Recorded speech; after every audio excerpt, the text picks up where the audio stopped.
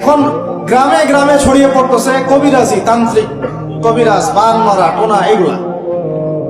যে করবে সেও মুশরিক, যে ওখানে গিয়ে ধন্না দেয় সেও মুশরিক।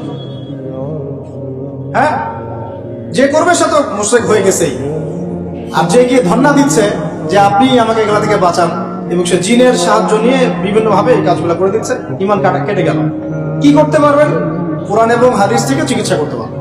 বরং কোরআন সুন্নাহ দিয়ে আল্লাহর কাছে এমন চিকিৎসা নেওয়া যায়, যেই চিকিৎসা কত অতিক্রম করতে পারবেই না, বরং করতে গেলে ও নিজে ধ্বংস হয়ে যাবে।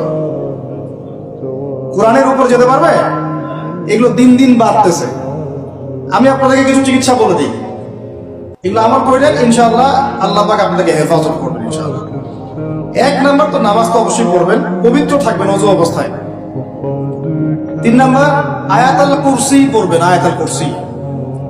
কোন সূরা আছে এটা? সূরা বাকারার 255 নম্বর আয়াতুল কুরসি। আর পড়বেন সূরা বাকারার শেষের 3 আয়াত। সূরা বাকারার শেষের 3 আয়াত। এর আগে সূরা ফাতিহা আছে। তারপরে পড়বেন সূরা ফালাক, নাস, ইখলাস, কাফিরুন। সূরা ফালাক, নাস, ইখলাস, কাফিরুন। পড়বেন সূরা জিনের প্রথম 10 আয়াত। কোন সূরা? সূরা জিনের প্রথম 10 আয়াত। পারলে পুরা সূরা ইয়াসিন, সূরা ইয়াসিন। তারপর সূরা সফফাত এর প্রথম 10 আয়াত। এর সাথে সূরা কাহফের প্রথম 10 আয়াত। তারপরে সূরা তাহা, সূরা ইউনুস আর সূরা আরাফ। এই 3টা সূরায় জাদু, বান, টোনার এগুলোর বিরুদ্ধে কিছু আয়াত আছে।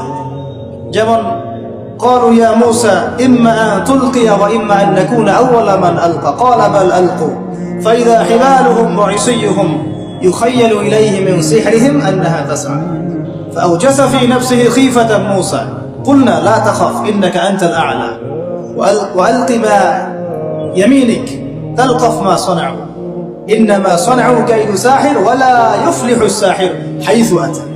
মানে এগুলো অর্থ জানলে আপনারা বুঝবেন। এগুলো পড়লে এগুলো একদম লোহার তরবারি দিয়ে যেমন আঘাত করা হয়, এভাবে আঘাত করা হয়, সব শেষ হয়ে যাবে ইনশাআল্লাহ।